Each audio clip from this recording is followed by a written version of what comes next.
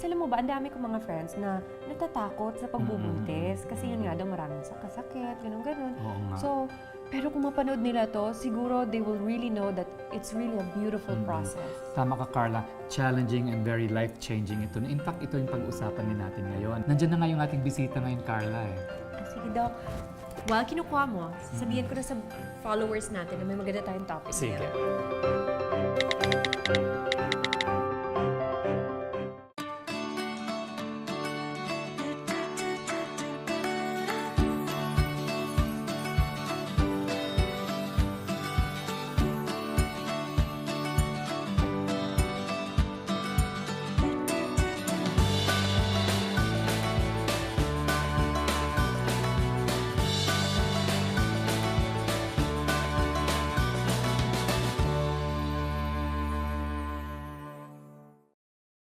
Carla, ang ating bisita ngayon, si Dr. Joanna Ray Matchas, isang obstetrician gynecologist. Hi, Good Dr. morning. Hello. Nice to be here. So, Doc Joanna, ang ating pag-usapan ngayon kung ano ba talaga yung labor at ano ba yung signs and symptoms of labor. Yung labor, yung pag manganganak ka na, sa umpisa, makakaramdam ka ng pagdurugo.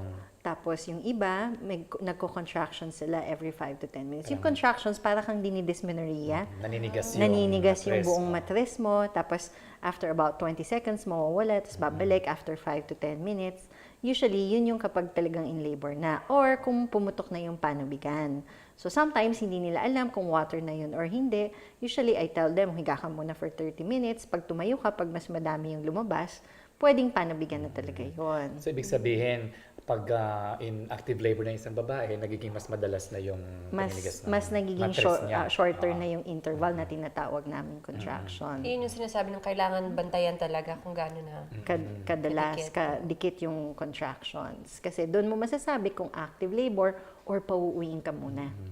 Okay.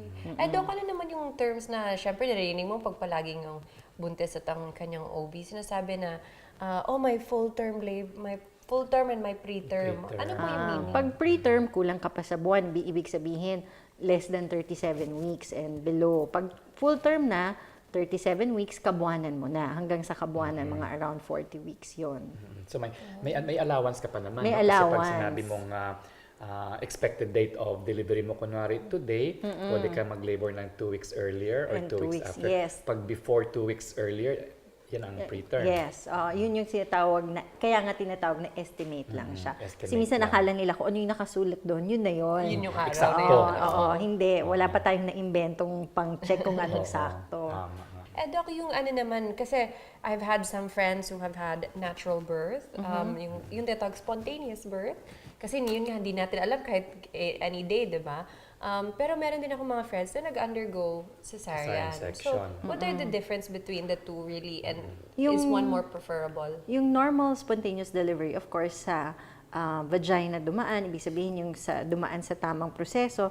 Sa cesarean section, minsan talaga, pag hindi maiiwasan, kinakailangan mag-cesarean section. So, meaning to say, galing sa abdomen. Ano May naman ang hiwa. mga indications nito, Dr. Joanna? Yung sa cesarean, pwedeng beforehand, alam na natin na kailangan, katulad ng may myoma na nakaharang, yung placenta na mababa, or hindi tama yung position ng baby, yung tinatawag namin na malpresentation, katulad ng suhi or pahalang, iyon. Pero during labor, pwede pa ding ma-CS ang babae, katulad ng pag bumagsak yung heartbeat ng baby, or for example, hindi talaga bumubuka yung cervix or maliit ang sipit-sipitan na tinatawag, yun minsan kinakailangan cesarean. So, yun yung emergency C-section. Yes. Meron tayong Carla, doktora, yung maternal at saka yung fetal indications. So importante din, Carla, kasi na ma-encourage natin at malalaman din ng ating mga tagapanood na ang prenatal care importante yan sa mga waing nabubuntis. That's para the best way para maiwasan ang mga problema. matutukan natin yung well-being ng bata. Doktora, ano ba ang dapat nilang i-expect pag sila ay nagle-labor? Kasi baka mamaya sabihin nila nag-labor. Kasi maraming napapanood ko sa mga movies, doktora, na yung tipo, I'm in labor na, tapos yun pala hindi so babalik sa bahay. False alarm. False alarm. Yes. So like normally, if they have the contractions, yung bleeding, or yung panubigan, usually pupunta sila sa hospital nila. So pagpunta sa hospital, kung sino yung resident on duty, i-examinin sila, pakikinggan yung heartbeat, internal examination, yun yung titingnan kung ilang centimeter dilated na yung cervix. Open. Ngayon, kung open na siya, tatawag sila sa attending doctor and then i-admit na sila. So after that, nagbibigay na yung long process of waiting. So habang nagle-labor ka, binabantayan yung contractions, yung heartbeat, kung bumubuka na yung cervix, nag-open na. Tapos pag ready na, pag 10 centimeters, yun na yung panahon ng babae na ipakita ng magaling siya mag-push. So pag nag-push siya, pag lumabas na, masaya na. Diba? Pag cesarean section naman, it depends if it's going to be an elective surgery. Kung elective, meaning to say, pinipili natin yung araw. Siyempre, Nakaschedule siya. Dahil una-una, yung nabanggit ko yung mga reasons ng elective cesarean. So usually, we choose 39 weeks. Bakit 39? Kasi ayaw natin na mali yung counting, naging preterm pala. Kaya gusto natin 39 weeks. That's the best time to do the cesarean section. Ina-avoid natin yung premature babies, no? Yes. So, ang daming dapat malaman, Carla, tungkol sa pagbubuntis, pagle-labor at sa panganganak, no? Pero meron kasing programa ngayon, Carla, hindi ko alam kung narinig mo itong unang yakap na program ng Department of Health, no? At yan na pag-uusapan natin mamaya.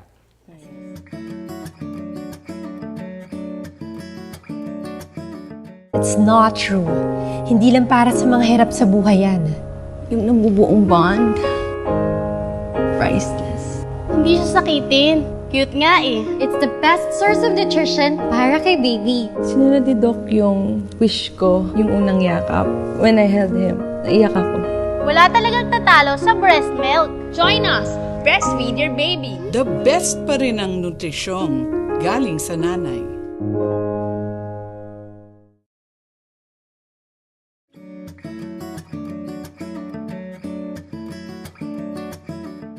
So, Doc, ano nga po ba itong programang narinig ko na ang tawag Unang Yakap?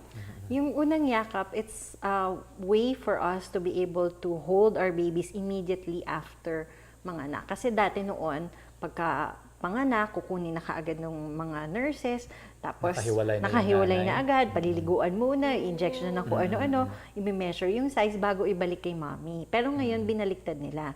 Una munang kasama ang mother kasi it's very important to make sure na naiiwasan, nababawasan yung mga komplikasyon sa baby. Yung unang yakap, pagkalabas ng bata, tutuyuin ka agad, o yung tinatawag natin na immediate and thorough drying of the skin. Pagkatapos nun, pagkatapos ng is delayed cord clamping, non-separation of the mother and the baby. Kailangan dito muna siya. So, from there, tutuyuin dito, tapos saka na siya yayakapin ng magulang niya. Tapos after 60 seconds or until tumigil yung pulsation ng cord blood, doon pa lang ika-cut ng cord. Ika-clamp and then ika-cut. Pagkatapos nun, magkasama na sila all throughout. Hindi pwedeng hihiwalay. May pagkakaiba sa practice natin noon, no? Kasi noon, hugas muna, cut kaagad, pabilisan, parang wow, ang bilis kong mag-cut. So ngayon, iba pala. Ngayon, binabagalan natin. Kasi gusto natin, magka-skin to skin sila. Kasi pag nag-skin to skin sila, natutulungan yung baby na makuha yung good bacteria ng mommy. Tapos at the same time, naiiwasan yung mga naririnig natin na nasunog dahil pinailawan para maging warm yung baby. Biglang nasunog pala, pumutok yung bumbilya. Ngayon, skin to skin. So yung thermoregulation ng mother, ng baby, nanggagaling sa heat ng nanay. So ito pala mga advantages ng unang yakap, no? Ang pinaka-importante yata dito, Doktora Joanna, yung immune system ng bata, mas na-strengthen kung na-practice ng parang ang unang parati yakap. kong sinasabi, pag pinanganak ang bata, para siyang blackboard. Walang good and bad bacteria. So pwedeng pauntahan ka agad ng bad bacteria. Unlike pagka skin to skin contact mo, yung good bacteria na nasa skin natin, na-transfer natin kay baby. Yun ang panlaban niya against mga bad bacteria. May may batas din tayo kasi na ini-screen yung mga babies sa newborn screening. mga different diseases, no? Ito yung newborn screening. Yes, meron tayong... Paano ito ginagawa? Yung newborn screening, may kumukuha na sila ng droplets of blood, tapos ini-screen sila for yung mga congenital hypothyroidism. Kasi yung mga things na yung mga hindi nakikita. Kasi hanggat, like for example, eating mga toyo sa nanay. May mga ibang bata kasi na hindi kaya yon, yung mga soya. So it's very important to be screened para walang long-term effects itong newborn screening natin, actually hindi siya screening for mga mga physical congenital anomalies, no? So, mga enzymatic defects. Yes, yung no? mga hindi mo nakikita. Mga metabolic problems na hindi nakikita.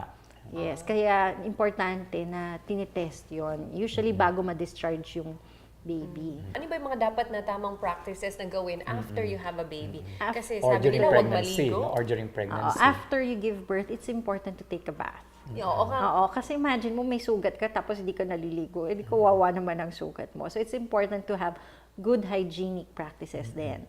Tapos sa bata, ayaw na natin ng big kiss. Kasi syempre, ang sabi nila, ang kasabihan, pag nag-big kiss ka, para daw pumasok yung sa pusod ng bata. But that's not true. If naka-big kiss siya, kawawa yung bata kasi ang sikip. So they can't really cry out na ito yung problema nila. Imagine yourself wearing a belt that's 2 sizes smaller than you should. Di ba ang sakit nun, Parang di ba? restricted din kasi yung yes, laki wala ng siyang tiyan benefit. mo. Doc Joanna, ano naman ang programa ng hospital ninyo o sa mga other hospitals in general about unang yakap at saka yung breastfeeding? It's very important na ang pinakaunang gagawin mo pagkabuntis ka is mamimili ka ng hospital that will be able to support you in your positive birthing experience and your breastfeeding journey. So mamimili ka. Pag nakita mo sa hospital na they follow yung tinatawag na 10 steps. So yung pinakauna nun, dapat yung mga pulisiya ng hospital in line with breastfeeding. Nakikita mo doon yung mga 10 steps to breastfeeding na mga posters. Tapos at the same time, they allow a birthing companion during your childbirth para sinusuportahan ka. Usually, mas gusto natin na naka-room in yung bata. Ibig sabihin ng rooming in, pagkalabas, magkasama na sila from start until ma-discharge sila. So, kasama nila sa room so that anytime that the baby wants to feed, pag umiyak yan, syempre ang nanay kakargahin niya yung anak. Pag kinarga niya yung anak, hahanapin ng bata yung breast. So eventually, magba-breastfeed. So it doesn't matter kung normal delivery ka o Yes. cesarean section, basta kailangan ma-room in ka. No? And Yes. yan na kasi nasa batas na rin naman natin Yes. yan. Ang Doc maganda sa Joanna. gobyerno natin, they are very supportive of breastfeeding. DOH is very supportive. So, ang minamandato nila na kailangan maging mother-baby friendly yung hospital. Oo. Hindi lang hospital, kahit mga lying-in units, dapat mother-baby friendly na rin. Kailangan may support talaga yung nanay habang nagle-labor siya. So, At kailangan importante yun. yung husband nandoon, kahit moral support lang, saka para ma-appreciate nila hirap natin. At saka may mga studies din kasi Doc Joanna na kung may kasamang isang nanay, kunwari si Carla, pag nabuntis ito at mag-labor siya, ba't kasama yung kanyang mister para yung mister niya mismo magsusuporta sa kanya. At may mga studies na kapakita ngayon na it lessens your need for anesthesia. Yun, I think that's very important, yung support system din Yes, talaga. the support system. If your family, your husband, and everybody is going to support you, yung breastfeeding journey mo mas magiging madali. You know, I've learned a lot from you, Doc. Marami ka Sobrang, I think natutunan, ready na Oo, ako. dapat Yes. mag-prepare na yan sa'yo. Itong mga kaalaman mo ngayon will prepare you for your pregnancy later on in the future. Well, thank you so much po talaga, thank you, Doc Doc, Joanna. and for joining I'm us. so Siyempre- happy to be here. Siyempre mamaya, pagtapos nito kay Doc Joanna, pag-uusapan naman natin yung breastfeeding. Oh, I'm also very interested in that. Yes.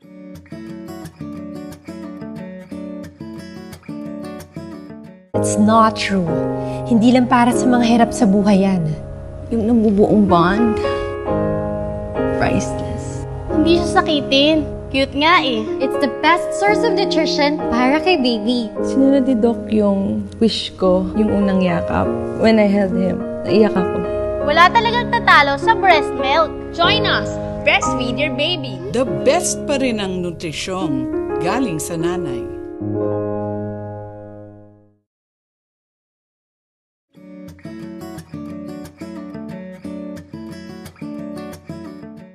Carla, ang ating bisita ngayon si Miss Joyce Ann Zaragoza Martinez, isang nurse and lactation expert. Hi, Miss Joyce. Good morning. Ano nga ba talaga ang breastfeeding? Ang breastfeeding, it's the only natural way to feed an infant. So basically, when infant is breastfed, doon niya nakukuha ang eksaktong nutrients and antibodies na kailangan niya to be protected and also para ma-nourish yung At body ito ay niya. nakukuha sa unang labas ng gatas ng isang nanay, no? Tama. Yung ating tinatawag na colostrum. Colostrum. Yes, it's called the liquid gold. In fact, dilaw siya, di ba? High in beta-carotene, good for the eyesight. I of heard the that. baby. Liquid gold. A mom produces liquid gold. Liquid gold palang tawag doon. Ay, ngayon ko lang narinig yun liquid gold. So usually, pag nagtuturo ako ng breastfeeding, I don't teach numbers It's important for us to note that babies will feed by demand on the breast. Okay. So, however, there are moms who are working and definitely tinatanong nila ako, how many ounces of milk do I need to give my baby? We follow the 1 to 1.5 ounce per feeding. It should be small but frequent feeding. So, in a day, possibly 24 ounces to 30 ounces of milk. This is for 1 month old onwards. No? Hindi ito yung newborn kasi ang newborn, ang liit lang ng siya nila So it's better that the mom, kakapanganak lang, direct nursing sila at they don't quantify the amount. Milk production happens pa lang during pregnancy. Okay? Kaya may mga nanay magtatanong, do I have enough milk? In reality, during pregnancy, at about 20 weeks, your breast is changing. Diba? That's why when the baby latches on the breast, the first few days, few hours from the time you deliver, the baby's getting the colostrum. Now, going back to what you said, it's important for us to tell mothers that they're capable really of producing milk. It's the baby who makes the milk. Demand and supply. Yun yung kasi, law of milk production. Pero Miss Joyce, ano naman po yung difficulties nangyayari that new moms experience pag nagbe-breastfeed sila? Nagbe-breastfeed. Kasi meron ako isang friend talagang sobrang sakit daw na hindi niya daw nakaya, nagdudugon daw yung yung nipple. Kaya yun ang cause yata, Miss Joyce, ng mga dropout rates natin sa Ayaw talaga breastfeeding. ipatuloy yung hinto breastfeeding. na lang sila. The major challenge really is support. Okay? Poor yung support, hindi timely yung pagbigay ng support sa mother. Kasi kung mabigay natin yun, we'll be able to address the pain, the complications ng halimbawa, poor yung latch ng baby, which can cause pain. Kasi totoo yun, maraming nanay, minsan mali yung pag-position nila Kasi on sa the nipple, breast. kasi kaagad yung baby Hindi dapat doon sa nipple. No? Ano ang tamang paraan dyan, Miss Joyce? Can you show us, Miss Joyce? Kasi we have little baby here naman. Okay, A sample, ano yung tamang pag-latch? Yes. So usually, what mothers do, they tend to just push the baby there on the breast. Diba? Now, I develop a technique, I call it the SIP technique, S-I-P-H. Okay? This is the technique I teach mothers para they get the chance to work on something while they're building their own technique. Okay? So, when the baby goes to the breast, they steer the head or parang they do that kind of movement. Now, if the baby will do that, you'll have to do it rhythmically also with the baby. Okay, so isi-steer mo siya or i-root mo siya going to your breast. Then I would be insert the breast by sandwich holding it. Now, bakit mo kailangan i-sandwich? Especially for big breast, no? If it's really big, sometimes it's hard na kainin siya, diba? Of the baby or itake. But if you will sandwich hold it, it becomes narrow. So, sakto dun sa small mouth of the baby. Okay. Parang pinipress ng nanay yung breast. Correct. So, when you compress like this, it becomes narrow and the baby says, okay, doon na yung push. So, you're gonna push or press the baby close to the breast.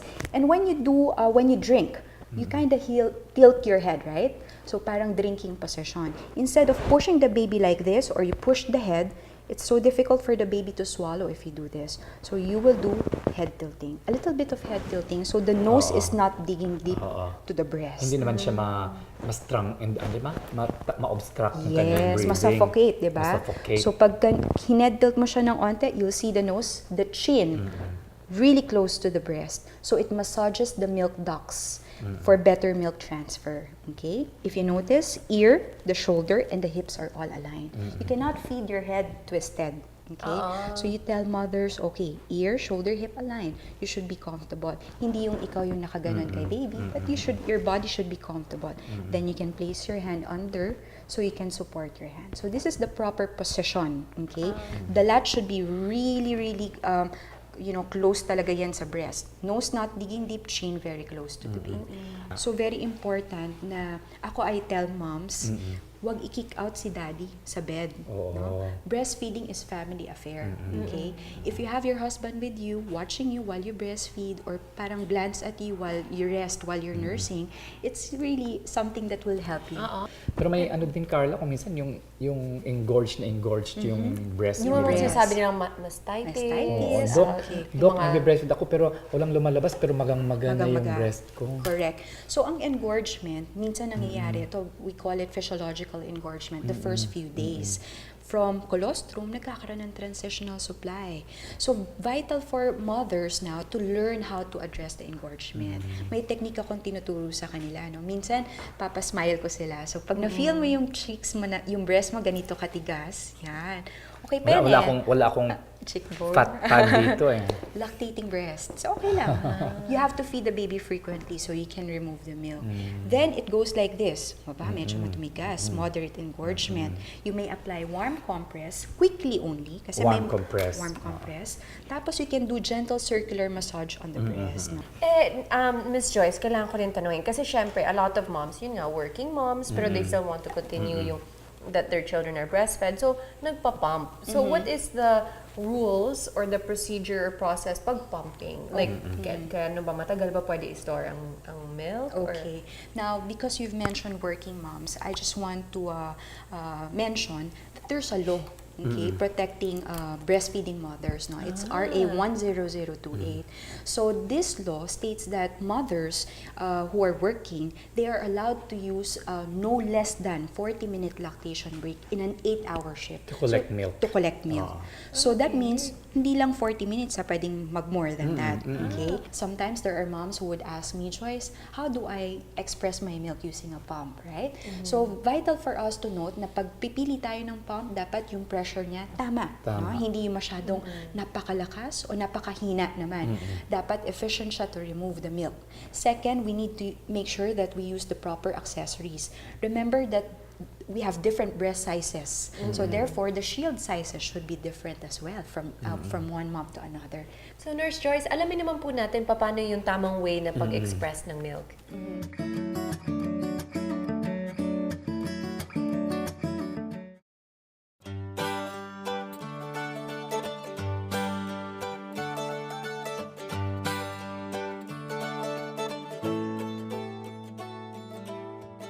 Ang hakab na ay isang big latch-on event na ginagawa natin since 2013. Ito po ay pinapasok natin as entry to the Guinness Book of World Record na at the same time, ang pinakamaraming number of breastfeeding mothers ang nagtitipon-tipon at nagpapasuso sa kanilang mga anak. This is a breastfeeding advocacy.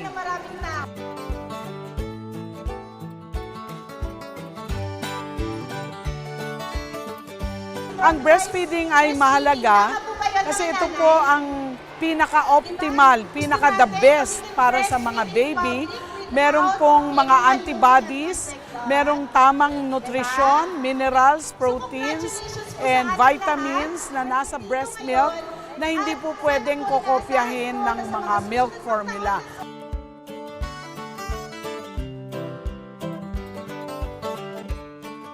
Sa lahat ng nanay at magiging nanay pa, ating paigtingin at siguraduhin na ang ating mga anak or babies ay mapasuso natin. Breastfeeding is the best. There is no substitute for breastfeeding. Ito po ang pinakamaganda at optimal nutrition for our babies.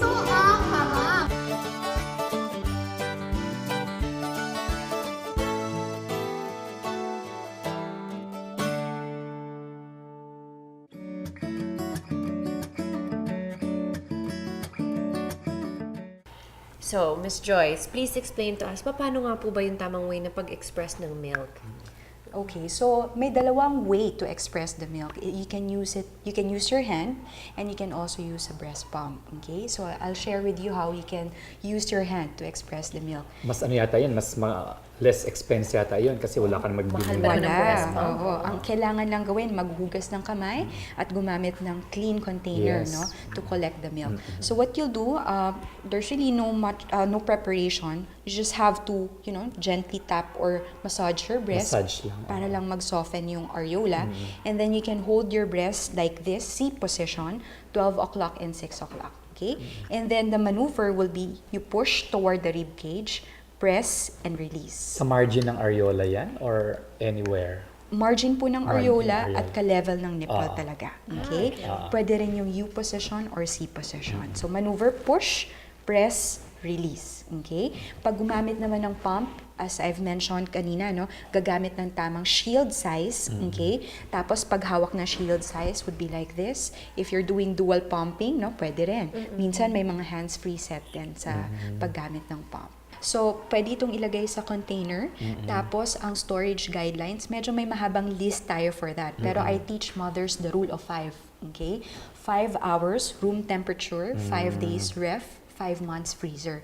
Pero in reality, pag nasa deep chest freezer, it can last for a year. Nurse Joyce, meron po ba kayong kahit isang success story na narinig na yung mom hindi makapag-breastfeed pero sa effort niya talaga, she eventually was able Kunwari to breastfeed? inverted nipple. Yung sinasabi ng inverted Do nipple. you have one success story Actually, na meron ganun? akong isang pinost noon sa Instagram ko, no? Si Mariel Rodriguez, no? So, nag-breastfeed siya.